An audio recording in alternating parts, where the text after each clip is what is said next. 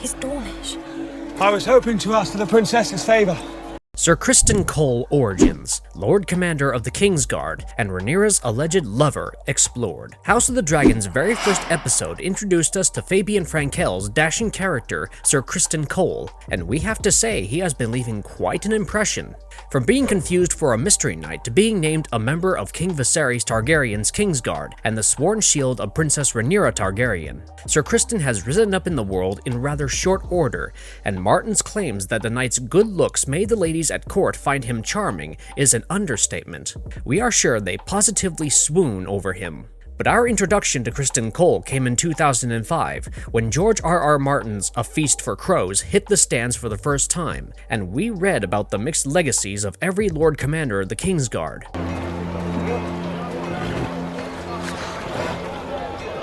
In Chapter 16 of Feast, Sir Jaime Lannister coaches Sir Loras Tyrell on all the previous Lord Commanders of the Kingsguard. He tells Loras about the good ones first, then brings up the disgraced White Swords, and ends his lesson by telling the Knight of Flowers that there was a third kind of Kingsguard as well, one who fell in both categories or neither, depending on your definition. That man was named Sir Criston Cole, but the men called him Kingmaker, and that is the guy whose origins we are going to explore in this video. So this is your spoiler warning, marvelous viewers, because there are going to be a lot of those. Before we go into our explanation, we have a very small request.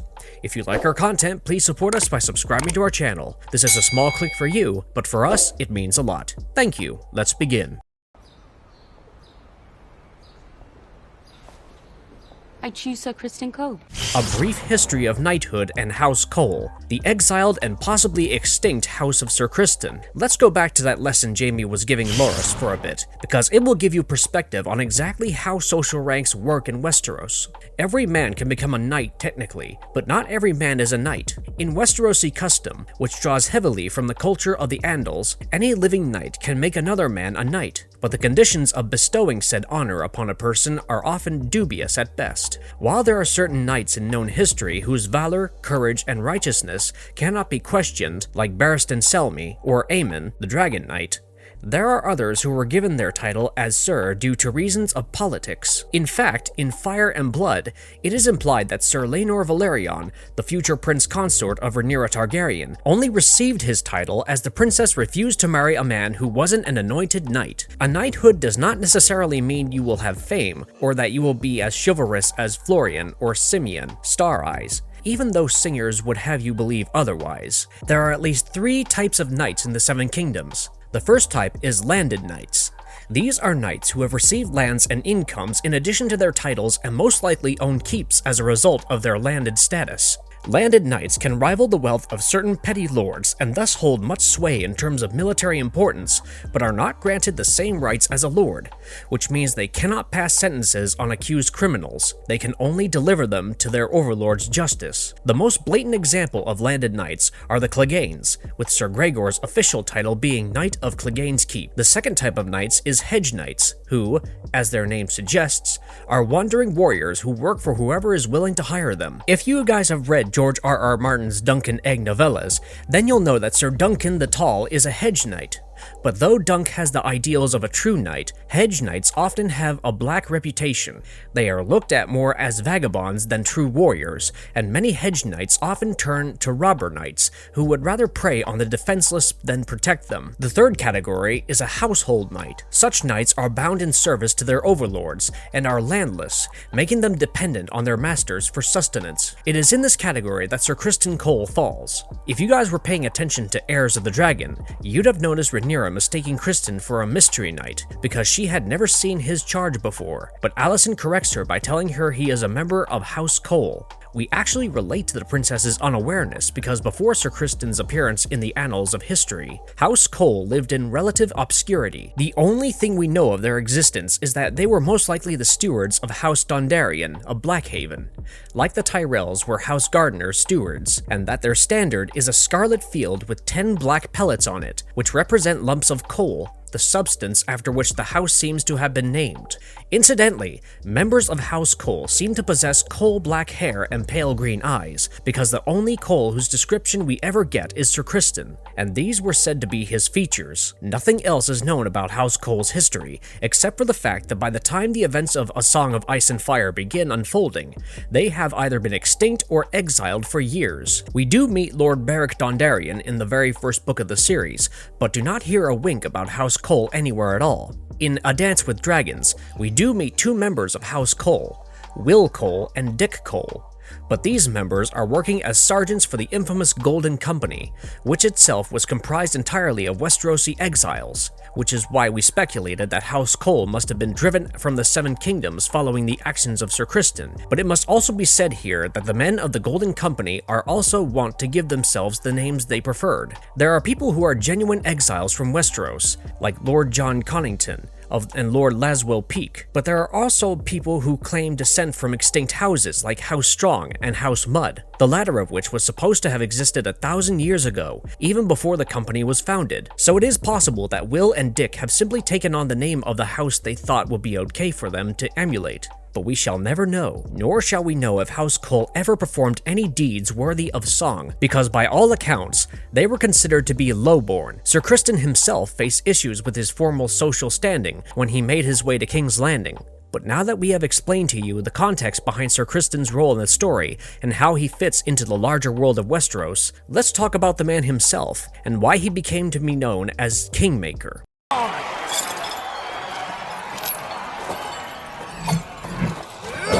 He rode in for a tourney and rode out with a princess, Sir Criston Cole's entry to royal politics. Criston Cole was born the son of the steward of Lord Dondarrion of Blackhaven in 82 AC, according to Maester Yandel, in a world of ice and fire. Though we aren't told anything about his upbringing other than the fact that he was knighted at some point in time, we can assume that Criston took part in some conflict with Lord Dondarrion to earn his spurs. Every account about Sir Criston makes it a point to highlight his extraordinary skill as a swordsman and a jouster, some even naming him the best of his generation, which means he possessed a talent for combat, and perhaps that is what he came to show off when he arrived at Maidenpool in 104 AC. This tourney was arranged to celebrate the formal ascension of King Viserys Targaryen to the Iron Throne, and if Sir Criston was looking to raise his family's stock in the eyes of the royal family, he certainly did not fail in accomplishing that task. During the melee tournament, which is like a free-for-all brawl, but for knights and with lethal weapons, Sir Criston made the loudest noise with his Morning Star when he knocked the ancient Valyrian steel sword Darksister out of the hands of Crown Prince Daemon Targaryen, who at this point was still Viserys' official heir. He tripled down on this display of skill and strength by unhorsing the twin Kingsguards Arik and Eric Cargill, and also handling Daemon a defeat in jousting as well, before being unhorsed himself by Lord Lymond Mallister. His feats at the tourney caught the eye of the 7-year-old Princess Rhaenyra Targaryen, who accepted Sir Criston's victor's laurel from the melee and gave him her favor to wear during the joust. The timelines get a bit hazy from here, but it is said that the princess was so smitten by Criston's performance, she moved her father to name him her personal protector and sworn shield, which King Viserys allowed to happen, though we can't be sure if this was before 104 AC ended or not, as that would mean that Criston had spent an entire year in the princess's service before even coming up for a position with the White Swords. After the death of the legendary Sir Ryam Redwine, Sir Harold Westerling was raised to the position of Lord Commander, and Sir Criston Cole took Sir Ryam's place. Thereafter, Princess Rhaenyra took to calling Cole her White Knight. Criston would always be seen at his princess's side, and was always seen wearing her favor in the lists whenever he participated in tourneys. He became Rhaenyra's constant companion to the point that when Alicent saw Viserys was not going to change his mind about the matter of succession, she began questioning Rhaenyra's relationship with her White Knight. She questions Sir Criston's virtue openly in court, famously remarking, "Sir Criston protects the princess from her enemies, but who protects the princess from Sir Criston?" Seemingly in response to this grave insult, Sir Criston unhorsed every champion affiliated with the Greens at the tourney of 111 AC, held in the honor of Viserys' 5th anniversary with Alicent in King's Landing. Criston beat 2 of Queen Alicent's cousins and her personal champion, and younger brother Gwaine Hightower as well. But at the same tourney, an old foe returned to court. After 5 years in the Stepstones, Prince Daemon Targaryen returned to court and reconciled with his brother. And it is at this point that we must borrow a page out of TMZ's book and indulge in a bit of court gossip and intrigue. How do you think he would take it? Do you speak of how you rejected every suitor his grace put before you, or how you abruptly ended the tour with two? The spurned princess and the soiled knight. Rhaenyra and Criston's relationship breaks down. During his first 6 years of service on King Viserys' Kingsguard, Criston Cole had a fairly decent reputation at court. He was a comely knight whose looks wooed the ladies, and he was exceedingly well at performing his duty of keeping Rhaenyra protected, whilst ostensibly keeping his own vows intact. But once Rhaenyra came of age, all hell broke loose, and Sir Criston was caught in the middle of it. Princess Rhaenyra, much like her father, was a willful person, and wished to marry a man of her choosing, but her position as heiress to the Iron Throne made it difficult to avoid marriage for too long. Even before turning 16 in 113 AC, Rhaenyra had men fighting duels over her, feasting her in an attempt to woo her, and pulling out every trick in the courtship book that they could think of. But the princess kept refusing every match brought to her. It was only when Viserys threatened to remove her from her position as heiress that she relented and allowed for her betrothal to Laenor Velaryon go through. But events unfolded before her marriage that turned her staunchest supporter and champion into one of her bitterest foes. The tales are varied. Some state that Sir Criston had fallen in love with the princess, and before she was married, propositioned her to run away with him to Essos, where they could spend their days together as husband and wife. But Rhaenyra rejected his proposal, stating that if he could give up on his Kingsguard vows, how faithful would he remain to her? Another states that it was Rhaenyra who slipped into Whitesword Tower and attempted to seduce Sir Criston by offering him her maidenhead as a means to break her betrothal to Laenor. The gallant White Knight was horrified by the depravity of the princess he thought was a sweet girl, and banished her from his presence, thereafter developing a strong resentment for Rhaenyra's alleged promiscuity. Yet other tales state that Prince Daemon had actually coached the young princess, who was in love with Criston apparently, in the womanly arts, and even helped her practice. We don't know which tale is true here. Perhaps the events that unfolded between Rhaenyra and Criston were a combination of all three things, but whatever may have been the case, what was clear was that Criston and Rhaenyra never got along after the scandal broke out in the Red Keep, for which Daemon was exiled from court yet again. Rhaenyra Targaryen found a new sworn shield in the Hand's son Harwin Strong, and Sir Criston went on to serve another woman who held the title of Queen.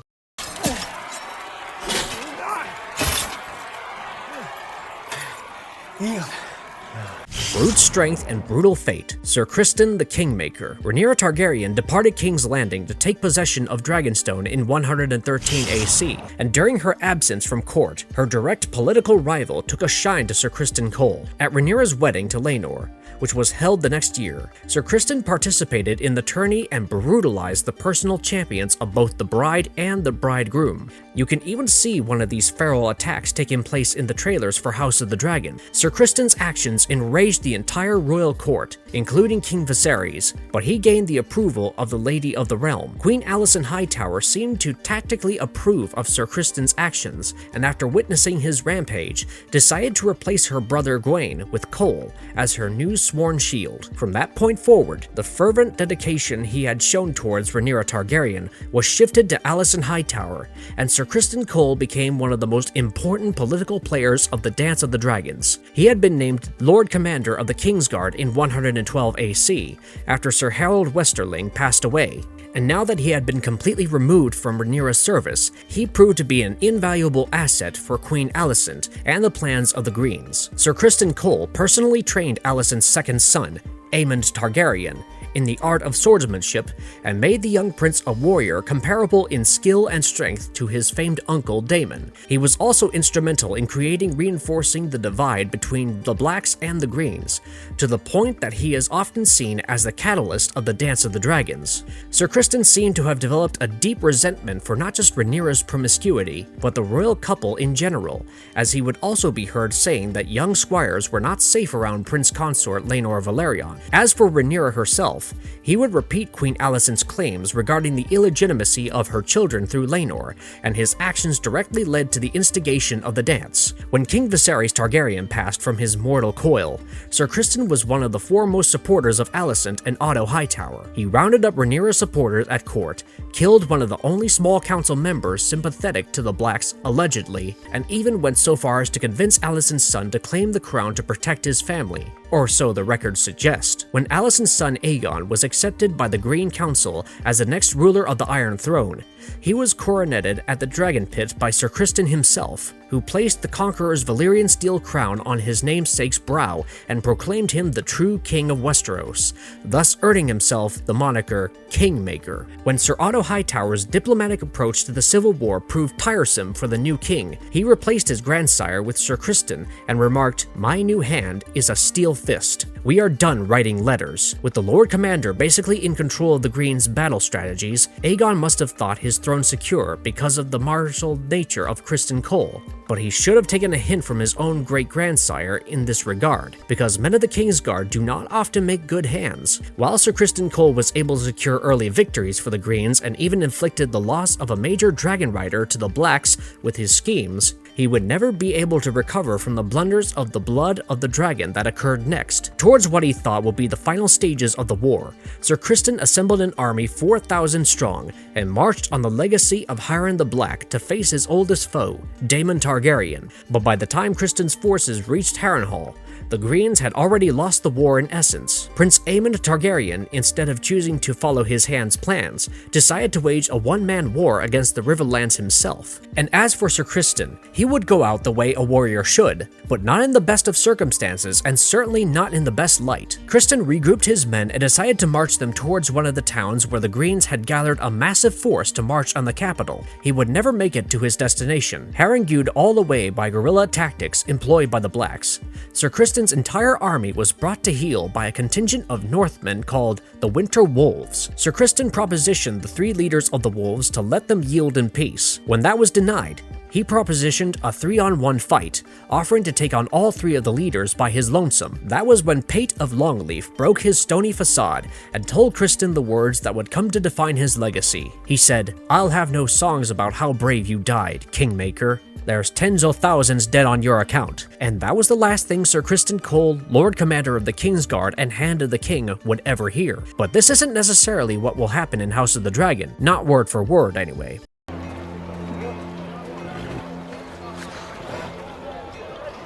The dashing Dornishman and his white cloak, Sir Criston Cole in House of the Dragon. Like every adaptation that exists in the medium of entertainment, House of the Dragon has a few glaring differences from its source material, and one of those differences is Sir Criston Cole. That's not to say that the changes are bad or anything, but they do add a lot more layers to his character, and we really like that kind of stuff. For starters, we find out more about his background through the show than from the books. In House of the Dragon, Criston Cole is of Dornish descent, which is a departure from the books, where he was most likely a Stormlander, given the fact that House Dondarrion's seat, Blackhaven, lies in the Dornish marshes controlled by the Stormlands. He was knighted by Sir Arlan Dondarrion after he participated in a campaign that saw him burn 2 holdfasts along the Boneway, most likely belonging to House Weil, which means he fought against his own countrymen in a way, something that could prove to be interesting and important later on. Another major change made to Criston's characterization is the place at which he meets Rhaenyra and the people he beats to win her favor.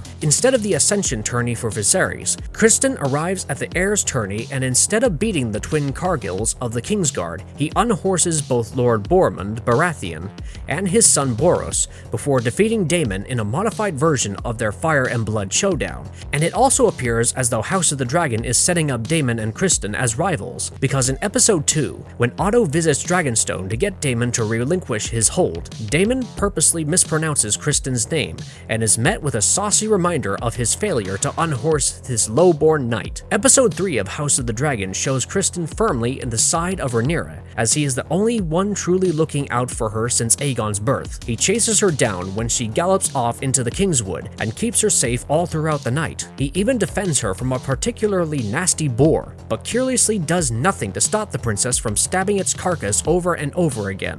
The trailer for episode 4 leads us to believe that Daemon Targaryen is the source of the discomforting news Otto brings us to Viserys regarding vile accusations being thrown at the princess's name.